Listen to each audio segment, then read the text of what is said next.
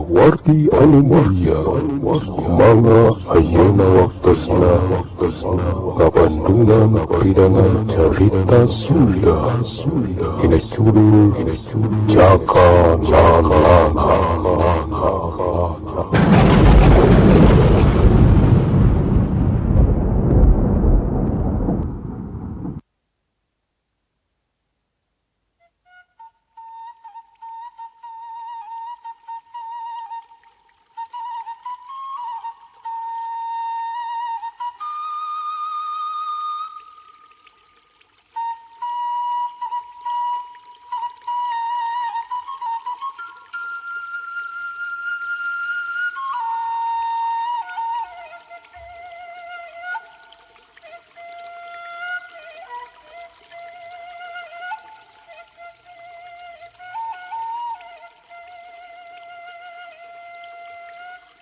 Assalamualaikum warahmatullahi wabarakatuh. Bismillahirrahmanirrahim. Rabbi shrah li sadri wa yassir li amri wahlul 'uqdatam min lisani yafqahu qawli. Aturan palawargi anu mulia, anu sami-sami mikaresep kana pidangan carita tanapi dongeng Sunda. Di mana bae ayana mugi sadayana aya dina kawilujengan, sehat lahir cenderung batin kalayan aya dina rahmat Allah Subhanahu wa taala. Amin ya rabbal alamin. Alhamdulillahirabbil alamin. Pribados biasa nepangan deui palawargi sadayana nya anu dina danget ieu sejamedar deui carita anu katunda. Carita Jaka Lalana ayeuna teh parantos ninca kana bagian ka 20 hiji. Ka 20 hiji nya mitra, mohon. Atuh sateu acana sapertos biasa. Pribados anu baris madari ieu carita teu oleh-oleh nya. Teu oleh-oleh. Sejana da dihapunten saupami teh mah aya kaleresan namina anu kasabit dina ieu carita kabaca-baca kitu tanya. Kasebat asmana anu kaleresan kacacandak dina ieu carita. Wah kitu deui bilih aya padumukan anu kaguar kitu tah. Mun anu kacacandak dina ieu carita ulah kirang-kirang ngahapunten nya kasadayana. Kumargi ieu mah mung sakadar carita anu teu kantos kajantenan dina kahirupan dina nyatana nya. Mohon sumangga atuh supados teu nyangkolong tingkana waktos ieu carita Jaka Lalana anu bagian ka 20 hiji sejadi kawitan. Wilujeng ngadangukeun.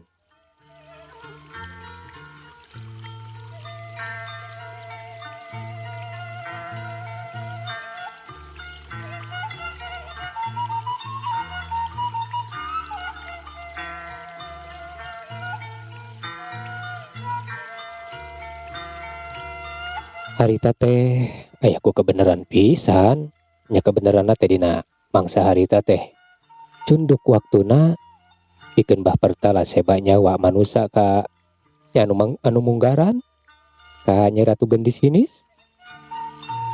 Lantaran geus jeung sataun pan harita bah pertala teh jadi balad Nyai Ratu Gendis hinis teh. Atuh teu loba tatapasini deui abong kena bangsa siluman anu dicokot pikeun dijadikeun wadal teh tayalian ti Mang Qodir teh mitra. Nya Mang Qodir salah saurang bade gasatiana bah pertala anu cek saliwat mah memang maotna teh nya maotna Mang Qodir teh dilantarankeun ragrag kajungkrang teh alatan patelak apanan harita teh jeung Anggala. Sok padahal di satu kanggeun eta kajadian teh geuningan dalang mah Nyai Ratu Gendis hinis. Tu harita geus nyayogikeun siasat kalayan lantip ti anggangna.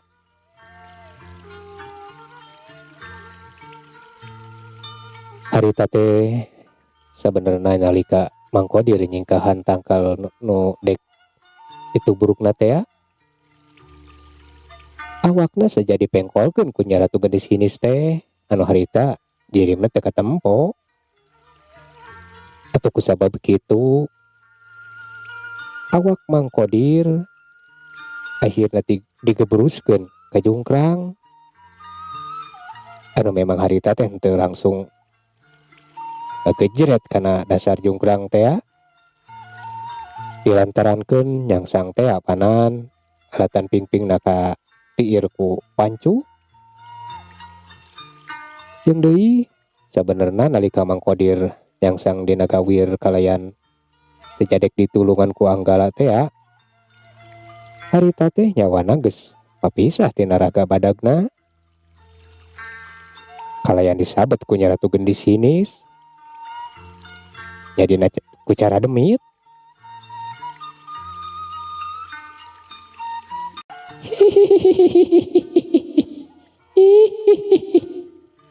Teteh geningan turunan si Maulana teh geningan aya di dieu. Aya boga beneran sia bangsa manusia turunan bibit berwit ngalantarankeun kaula katalangsara di alam. Nu manusia nu sia teh manusia nu aya patula patalina jeung urusan kaula.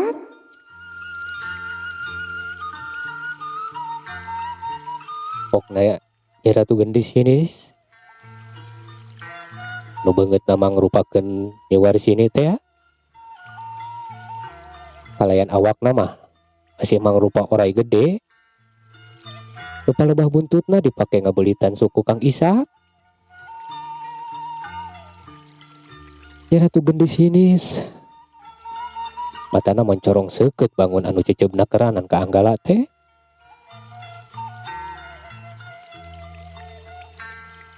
Nu harita ngajengjen awak kawas arca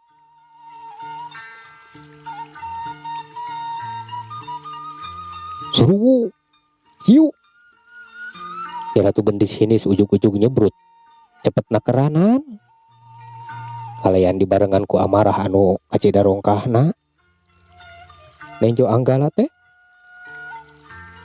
kadua leungeunna ngadadak ranggoas atuh beungeutna oge nu tadina mangrupakeun Nyi Warsini teh dadak sakala rubah jadi mangrupakeun makhluk anu pikasieun. Matana bolotot hampir jiga nu rek coplok kaluar. Ari sungutna rangeteng ku sihung. Bukna oge meni ngawidwid teu puguh urus. Awakna mah masih tetep buburingkalan mangrupa orai gede. Cul weh Kang Ishak nu kita tadi di beulitan teh teteh lah harita teh dilesotkeun. Anu langsung harita teh ngaberetek Kang Ishak teh lumpat nyumput ka satukangeun tangkal kai.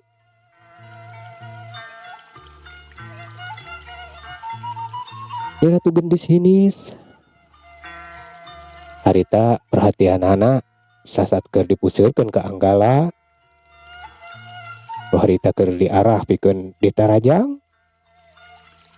Samalah jigana dek sakalian di alapatina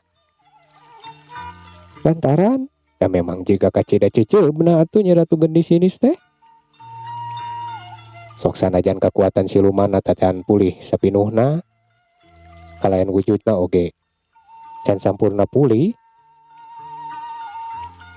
Alatan ku rasa ceceub anu pohara ka Anggala Nya Ratu Gendis hinis teh nyebrut narajang ngagunakeun kekuatan saaya-aya. Bareng jeung eta Kang Ishak anu harita nyumput di satuangeun tangkal teh teu mikeun ningali sobatna diancam bahaya. Manehna oge ngajorelat pikeun nubruk Anggala nu masih angger ngajengjen. Sangka nyingkah ti eta tempat Estu cepet nakeranan gerakan teh nyage pangawakan Kang Ishak teh sakitu busekelna. Kawan tuh geus kalatih meureunnan. Harita hasil oge ngagiwarkeun awak Anggala nu ngajengjen pindah ke tempat rungkun harenong. Anu duanana patinggal lebruk rubuh larangkuban. Atuh puguh we Ratu Gendis hinis panarajangna teu keuna ka Anggala. Lantaran kaburu ngabalik teh pan ditubruk ku Kang Ishak. Kalayan amarahna anu tambah rongkah nya Ratu Gendis hinis sejangga watak ajian andalanana nu geus lila suda. Nya eta ajian kelecis iblis. Tapi sanggeusna dicobaan sababaraha kali malahan mah teh lah geuning ajian eta teh can bisa dipake lantaran can sapinuhna sampurna pikeun digunakeun di alam manusia mah. Katambah Ratu Gendis ini setiap harita keur kalimpudan ku amarah rongkah anu ngajadikeun Nyi Ratu Gendis hinis gagabah ngalakukeun serangan teh estu sebulang bentor. Atuh teu wudu we harita oge balukarna Nyi Ratu Gendis hinis anu karek meueusan mulihkeun ilmu kasilumananana radakeuna ku mamala lain kan saukur teu hasil metakeun ajianana hungkul. Nyi Ratu Gendis hinis oge harita teh jadi teu bisa nyamunian rupa aslina. Terus sakitu pikagilaeunana apanan. Bareng jeung eta di palebah pasir ujug-ujug aya nu ngabelesat. Gerakanana teh estu cepet pisan. Tong boro jalma biasa. Sasat Nyi Ratu Gendis hinis oge anu kawilang bangsa lalemut. Nu nalurina bisa kasebut rada aheng. Harita mah estu ngarasa kabongohan. Anu ngabelesat di palebah pasir teh sakilat muruka palebah Anggala katut Kang Ishak. Nu harita masih keneh narangkuban dina rungkun harenong. Alatan nyingkahan panarajang Nyi Ratu Gendis hinis teh apan tadi. Bari jeung teu kanyahoan kumaha caritana Anggala jeung Kang Ishak harita ngadadak laleungitan di tempat rungkun harenong teh. Puguh we atuh Nyi Ratu Gendis hinis teh nu harita ngawujud makhluk pikasieun teh kekerot bakat ku amek. Sorana mani awor mata keung lantaran dibarengan ku sora angin anu seah nebak kana tetangkalan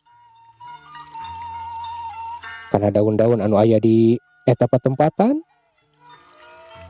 Baturan seahna sora cai curug cai curug ciung anu ngaguru estu ku teu puguh kadengena.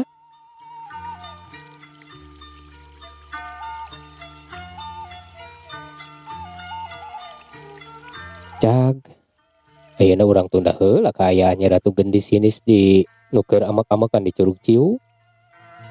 Alatan kaleungitan Anggala anu keur diincerna pikeun dibinasa dina waktu harita.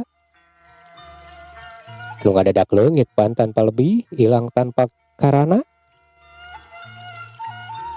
Tah ayeuna urang kocapkeun heula di hiji patempatan anu can pernah kaguar dina ieu carita. Hiji wewengkon anu ayana di sabeh gigireun lembur.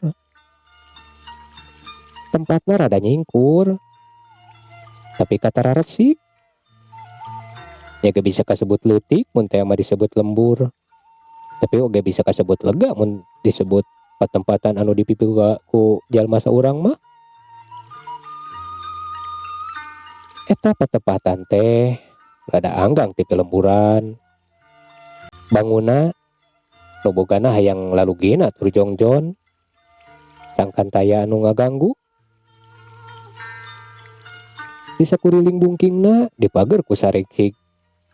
Nu dijieun tina awi geus nu wewegna keranan.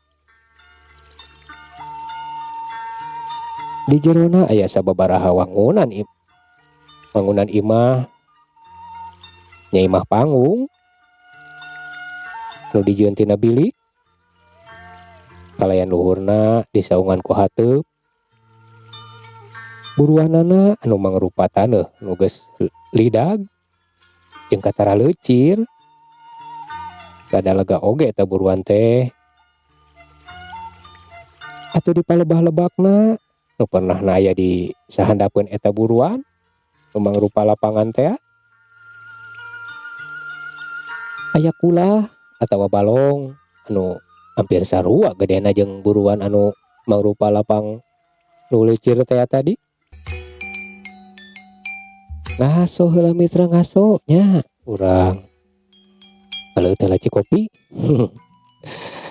Mangga atuh ka palawargi anu seja dinyuh kopi, leuit heula kopina nya pilih ka Bujang Tiis. Mohon atuh anu bade ka zaman heula mangga. Sapertos biasa atunya dina sesi ngaso ieu pribados seja silaturahmi nepangan palawargi sadayana anu parantos saratia geuninganan ngadangukeun ieu pedaran carita. Wah anu parantos aya dina kolom komentar oge boh wargi-wargi anu parantos japri kalangkungan WA pribadi. Alhamdulillah geuninganannya sok sanaos rada biasa disebat lambat. Tapi alhamdulillah geuning nambihan we nya wargi-wargi teh. Hatur nuhun ka sadayana nu parantos subscribe, anu parantos ngabandungan nya. Kitu di anu parantos masihan jempolna tah oge anu parantos nyintun komentar dina kolom komentar. Atuh anu parantos ngabagikeun ka sosial media wargi sadaya. Atuh nuhun nya ka sadayana. Eta teh mangrupikeun pangrojong pikeun pribados anu seja anu diajar. Anu insyaallah seja nambihan deui semangat kitu nya kangge teras ngagarap ieu carita. Sok sanaos masihkeun eta cantiasan juga banggakeun ka palawargi sadayana. Tapi insyaallah pribados seja ngeureuyeuh kitu tah nya. Mohon atuh nuhun ka sadayana.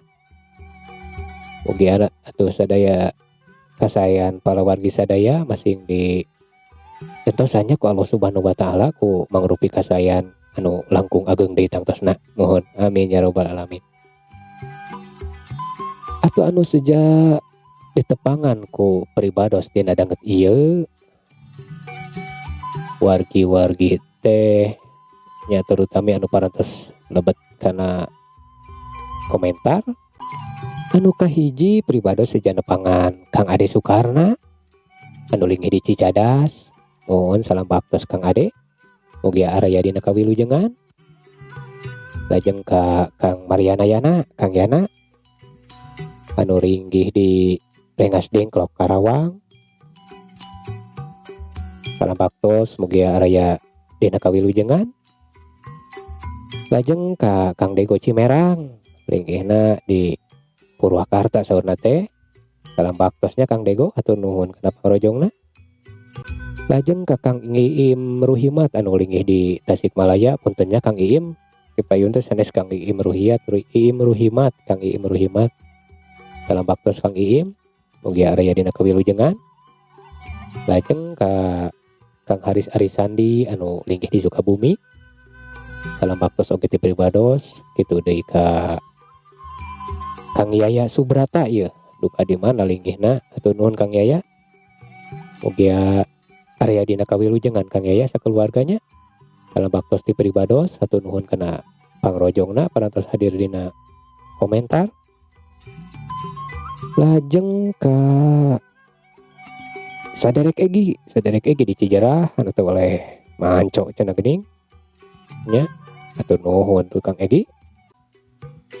Lajeng ke Mas Oyum ya tanya Mas Oyum, aduh hatur nuhun pisan Mas Oyum anu tinggi di Pihur Raya Koponya ku apukana anjeunna ieu teh ya alat-alat pribados alhamdulillah salit ditambihan deui kakiranganana geuning kirang naon ditambihan deui.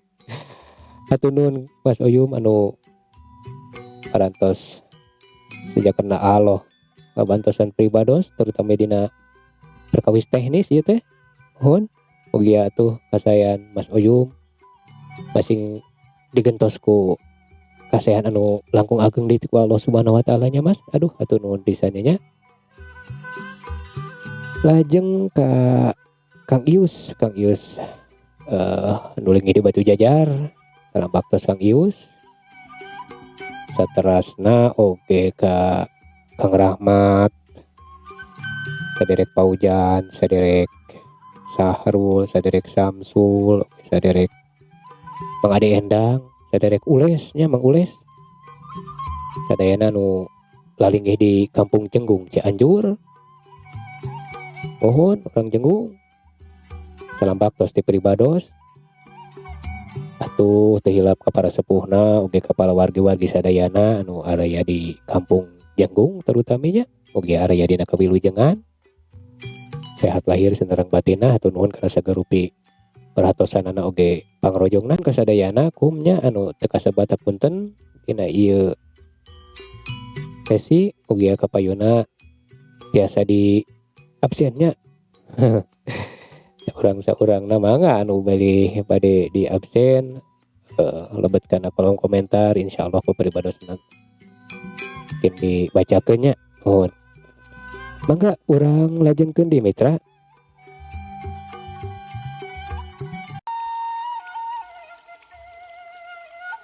Di tengah kula aya saung nu dijieun tina awi. Estu buni pisan.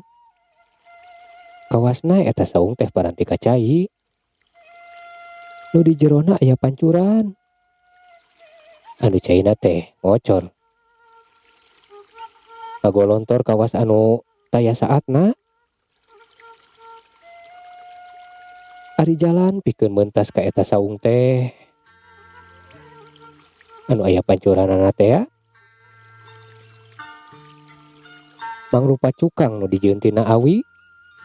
Aya meureun kana opat leunyeurna dijajarkeun. Sangkan cukangna rada rubak. Supaya teu palalaur meureunan halika meuntas ka eta saung anu atawa pancuran anu aya di tengah balong teh. Disandapeun eta kulah atawa balong teh anu teu sabaraha jerona. Jeung alabring mangrupa-rupa lauk. Samalah loba anu kaledena. Kayaning lauk mas, gurame, jeung nu lainna. Ari anu laleutikna mah kayaning mujair, nila jeung rupa-rupa we lauk nu sejen. Atuh disagigireun eta kulah dipelakan ku mangrupa-rupa sayuran. Nyatangka sayuran kayaning sereh, laja, surawung, tomat hejo, cengek, jeung daya deui we tatangkalan nu sejenna. Anu daunna biasana diundur pikeun dijadikeun lalap coa sambal. Wah, saya mitra. Saha cenah nu boga pantempatan nu sakitu matak betahna teh? Payalian geuning. Eta patempatan teh mangrupa paguron bukan akisani teh ya. Hiji paguron anu sok dipake ngawuruk barudak atawa murid-murid akisani. Anu jadi alajar ilmu bela diri. Anu teu oleh gonta-ganti muridna teh. Lantaran Akisani mah ngawuruk murid-muridna teh estu ti mimiti barudak leutik. Tapi ka umur rumaja ari geus dewasa mah biasana sok dititah milih eta teh. Nah dek pindah ka paguron sejen pikeun neruskeun hanca. Sangka namahan luang atawa pengalaman atawa dek nuluykeun lalampahan hirup seperti dek nyiar pakasaban atawa dek rarabi ngawangun rumah tangga. Eta sakabeh pilihan oge sok dijieukkeun ku Akisani teh.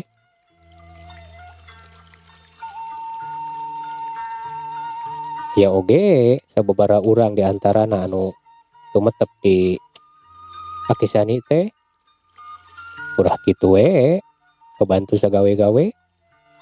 Ya contohna Kang Ishak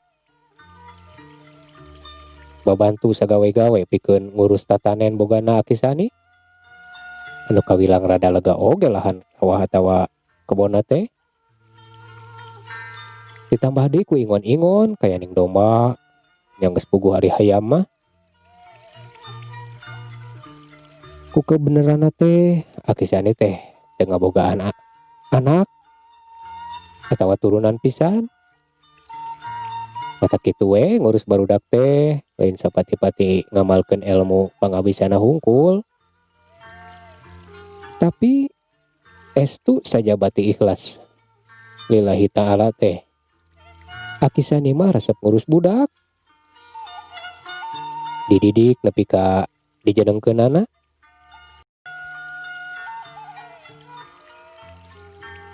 Dina salah sahiji kobong anu dijieun tina kai jeung bilik geuninga kobong teh ilaharna mah di pasantren nya mitra. Anu sok dianggo mondok gitu tah. Mondok para santri. Tah ieu ge di paguron Akisani teh kacaritakeunana aya mangrupa kobongnya. Mohon ya sebat we kobong kitu tah nya.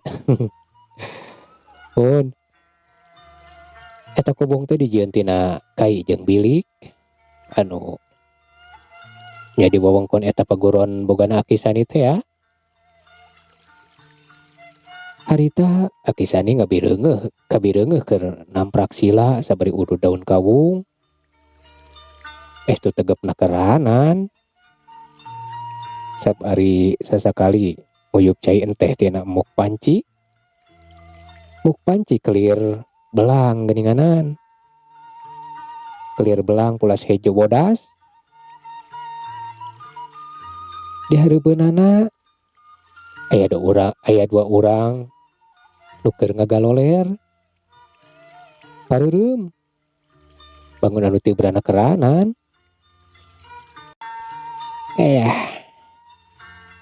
Aduh udang jang euy. Kada di dieu. Pokna Akisani sabari kelepus niupkeun haseup ududna. Bangun nyalsena kerahanan. Sabari neuteub antep ka dua urang jajakan nu keur ngagaloler teh ya. Ngabireungeuh duanana teu lilir keneh wae. Tuluy we. Akisani teh ngobok cai entehna anu tina muk teh ya. Kuleungeun kencana. Kalayan sabada harita ngepret-ngepretkeun cai enteh kana beungeutna dua jajakan anu keur talalibra teh ya.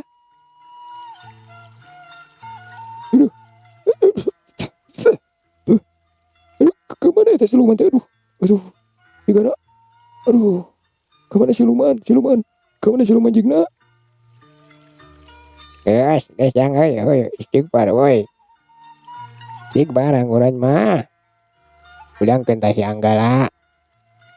Ulah kamalina anteuing sare teh euy. Teteh lah geuning. Eta dua jajaka anu ngagoler hareupeun Akisani teh taya lian ti Kang Ishak jeung Anggala. Tu harita duanana ngulisi kudang.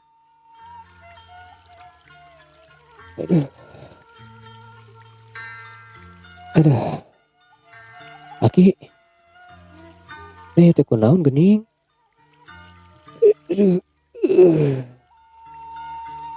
Kuring sareng Kang Isak teh jol-jol aya di dieu. Ah, aduh, manekeun asa Isak kieu tongong. Nagamana ai suluman orai teh ieu teh. Cu jeup heup. Peuleunan. Sok alistik parangkuran mah. Terus tenangkeun heula. Usap teh beungeut. Sangkan tara renang heulaanan. Astagfirullahaladzim. La ilaha illallah. Astagfirullahaladzim. La ilaha illallah. Wal hayyul qayyum. La haula wala quwata illa billahil aliyil azim. Sanggeus duanana istighfar mah kalayan ngarusak beungeutna. Tuluy we akisani teh ngasongkeun emu. Nu memang aya hiji di dinya teh. Ya urut diinum. Terus dikobok caina pikeun dikepretkeun tadi teh we. Oh kadinya inum heula tacait teh. Sok we doaneun kadinya. Tong poho maca bismillah heula nya. Mudah-mudahan we atuh. Allah Ta'ala dengeurkeun hate ari lain jang euy. Tuluy we. Ari geus diasongan cai kalayan dititah nginum ku Akisani mah. Anggala jeung Kang Isak teh ngararinum. Tina eta emu. Sakali ewang. Mending ngaleklek bangun anu hanaang nakaranan duanana oge. Da memang nya duanana teh we. Harita teh ngerasa capek tur hanaang. Samalah ngerasa lapar oge. Da jancan ngarti sebenarnya mah kana naon anu karandapan harita. Wah anggala mau Kang Isak ge duanana can wah itu mahnya dari ka Akisani teh. Da yakin pikirna sakedeung deui oge. Akisani tangtu baris ngajelaskeun kana sagala rupa anu jadi kepanasaran anggala jeung Kang Isak. Ngeunaan kajadian anu sanyana. Nya we sanggeus duanana dirasa geus tara renang mah. Atuh pok we Akisani teh cumarita. Kumaha atuh lajengna ieu carita? Mangga diantos dina bagian anu salajengna nya mitra. Kumargi ayeuna mah waktosna teu nyekapan. Mohon aduh hapunten nu kasuhunnya kasadayana tangtos pribados seueur kirangna seueur lepatna nya tacan tiasa nu nyugemakeun ka sadayana. Tapi sok sanaos kitu mudah-mudahan we tiasa ngahiburnya kasadayana. Tiasa ngajantenkeun panglipur kolbu pang beberah kana manah wargi sadayana. Atur nuhun tina sagala rupi perhatosanana. Insyaallah mudah-mudahan urang dipaparinan yuswa ku Allah Subhanahu wa taala. Tina sanes waktos urang teraskeun deui nya mitra. Atur nuhun tina sagala rupi perhatosanana. Wabillahi taufik wal hidayah. Wassalamualaikum warahmatullahi wabarakatuh.